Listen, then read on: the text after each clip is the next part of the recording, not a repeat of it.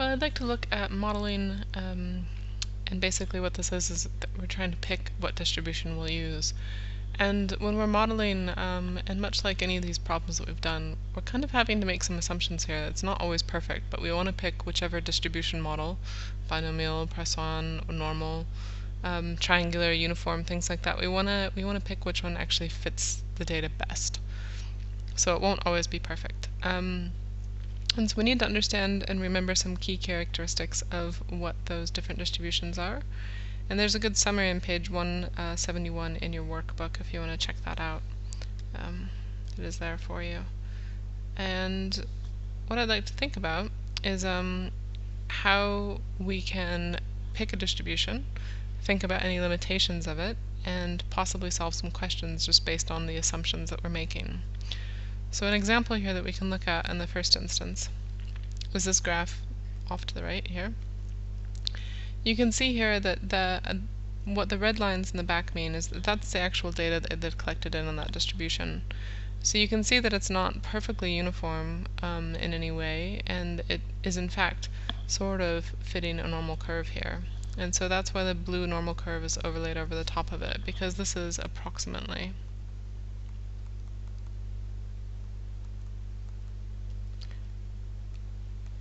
And my justifications will be for that is that most of the values are in the middle and there's not many at the extremes, so it gets that nice bell-shaped curve.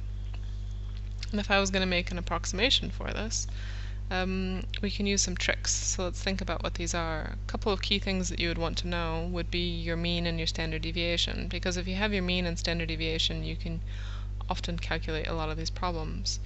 A trick that you'll want to know is that the mean is obviously roughly in the middle of your distribution for normal here, and the standard deviation is roughly 1/6 of the range. So if you know what the total range is and you divide by 6, you're often able to get at your standard deviation. So on this roughly normal distribution, I'm looking at that peak and it looks like it's just below 20. So I might say that my mean is equal to 19. And that's again because I'm looking for where the middle of that graph sort of is. And then my standard deviation, I'm going to look at calculating the range. And so to get the range, you kind of want to go out to the ends and pick off, some symmetry around the mean there, and estimate what the range is there. So I could guess that this is roughly 5, and we'll say that this ends at roughly 35. So between 5 and 35, that's a range of 30. And we'll divide it by 6. So that's 30 over 6. And that's going to be equal to roughly 5. So approximately 5 for my standard deviation. So again, these are tricks with the mean being in the middle if it's a normal curve, and the standard deviation being roughly 1/6 of the range again if it is normal. So when you're estimating the mean, you do want to kind of adjust towards the extreme values. So if you have any skew in your graph, you can move it towards the skew, because it should shift if you have some outliers to the side. That's right. And estimating the standard deviation, again, estimate the distance, and then estimate the median distance from the mean, and then adjust it to kind of stretch it out there. So again, you can use there your trick for the 1/6 of the range. So if we take a look at these two curves and we try to estimate what they are, here I would assume that they're both approximately normal, just because of their rough bell shape. And for number 1, the black curve there, trying to estimate the mean, I'm going to think about where the peak of it is.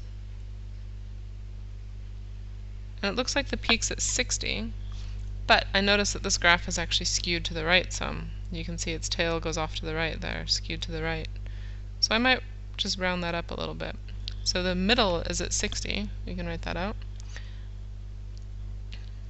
is the peak, but I'm going to shift the mean to 62, and I'm just guessing here, this is guesswork. 62, I'm not going to move it too much, but I'm going to move it a little though. The mean is 62 because graph is skewed right. So that's going to shift it slightly larger. My standard deviation here, again, you can think about finding your range and dividing by 6. So if I think about my range here, it's going from roughly 20 to approximately 140. So my range would be 140 minus 20. And then I can divide that by 6. So that ends up being 20. And, well, because it's not perfectly symmetrical, because it is slightly skewed, because there is that difference there, I might go ahead and maybe even round that to 22 or 21 because of skew. It's not symmetrical, so it is going to be slightly bigger standard deviation possibly. Another one that I'll look at here is the red graph then. And on this one you can see that again it looks relatively normal. So we'd say it's approximately normal. My peak looks to be maybe at 105. So I'm going to say my mean is equal to 105. And this one's not skewed, so I'm just going to leave it as it is. And then for my standard deviation, again I'm going to go with my range, so I'm going to say it's going from approximately 60 to 140. So 140 minus 60 all over 6, and you get 13.3. And we'll leave it like that because I don't have any more information. And one thing that you can keep in mind kind of in the back of your head, because it might help you if you have more than one graph to compare, is that the skinnier the graph, the skinnier the peak, the smaller the standard deviation.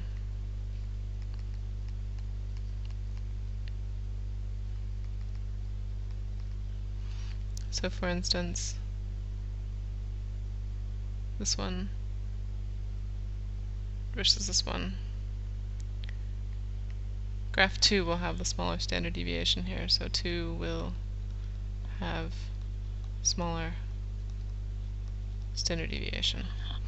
Because again, the standard deviation is a measure of spread. It's telling you how far spread apart the data or how much variety you have inside of there. So on the skinny graph, on that narrow peak, all the data is really close to the mean relative to what you see on graph 1, where it's a little bit more spread out. It's a little bit further spread apart. So keep that in mind again. Your standard deviation is just a measurement of the variation or the spread. So when you're dealing with situations that look like they're approximately normal, and again, these are for the normals that we were looking at, we can use that information that we talked about. But I'm going to go on and look at a few examples where maybe we wouldn't estimate it to be a normal distribution because it might fit better with triangular or uniform or something else. So we'll look at that in the next video.